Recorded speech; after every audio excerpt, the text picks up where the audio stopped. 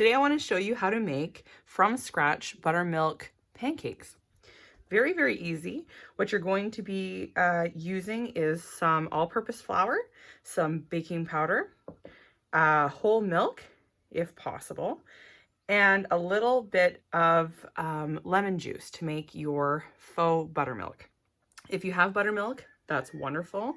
You can use it in the same ratios as I'm using my whole milk here, but this is sort of a bit of a cheater recipe. So you're able to add 1 teaspoon of lemon juice to 1 cup of milk, and you want to sort of just give that a little stir and let that sit while we measure out our next ingredients. So I'm going to be using just a standard tablespoon here to measure, and so this is what makes it very, very easy as a recipe. You're just going to go ahead and dip your spoon into your flour, and you want to essentially put as much flour on that spoon as humanly possible, and you're going to do 4 heaping tablespoons of all-purpose flour. You're then going to do 1 heaping tablespoon of baking powder, and you can mix this up. At this point, you want to have it nice and incorporated.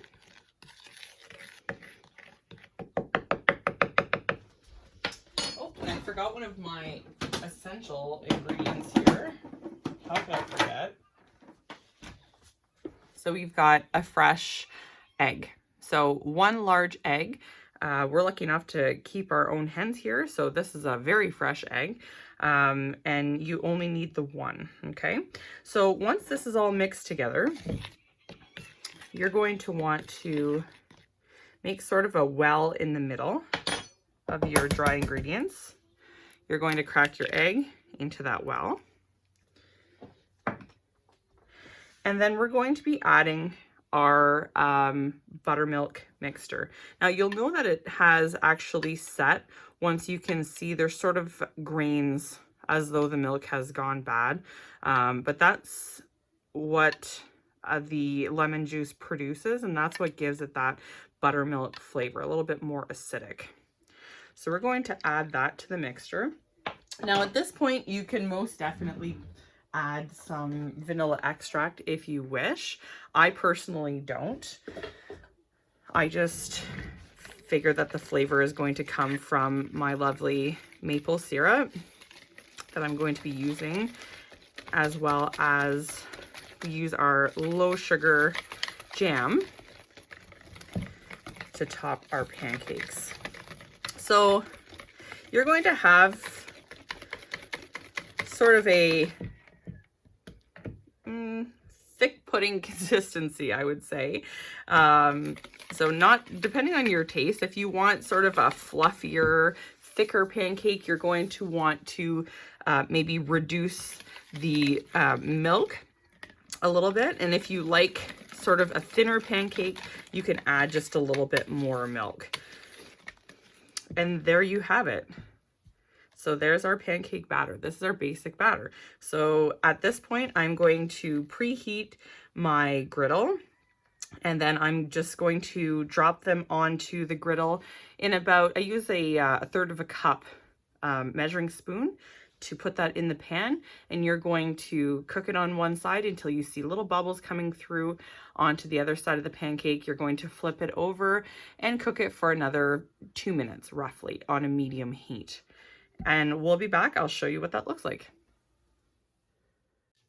Okay, so we're back. I'm using a ceramic coated stainless steel pan here, which has a non-stick type surface to it, because it just tends to work a little bit better for this purpose. I did add just a little bit of butter just to sort of coat the bottom of the pan, especially for your first pancake as your pan temperature sort of regulates. So you should be able to see, I'm not sure if you're able to see from where you are, but I can see that there are little tiny bubbles sort of popping up on this side of the pancake, and you're sort of seeing a little bit of browning around the edges of the pancake, which is when you know it's ready to flip. And at this point, if you wanted to have a little bit of fun and add some berries or maybe even mini chocolate chips, what I would do is I would sprinkle them on top at this point before flipping. So you're going to go ahead, you're going to flip that, and as you can see, it's golden brown. And you're going to want to let that cook for another 2 minutes approximately, just to make sure it's cooked through the middle. And you're doing so on a medium heat.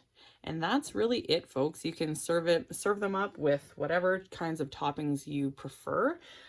Being a Canadian, of course, I'm going to go with the classic maple syrup. I was actually gifted this lovely jar this morning from some neighbors. I also love to add our low sugar jams as well, raspberry being my absolute favorite. If you want sort of a bit of a change from your typical syrup, you can go ahead and do that. Whipped cream, whatever your style is, these are sure to please. So I hope you enjoyed this recipe, and see you next time from Rootstock Farmstead Kitchen.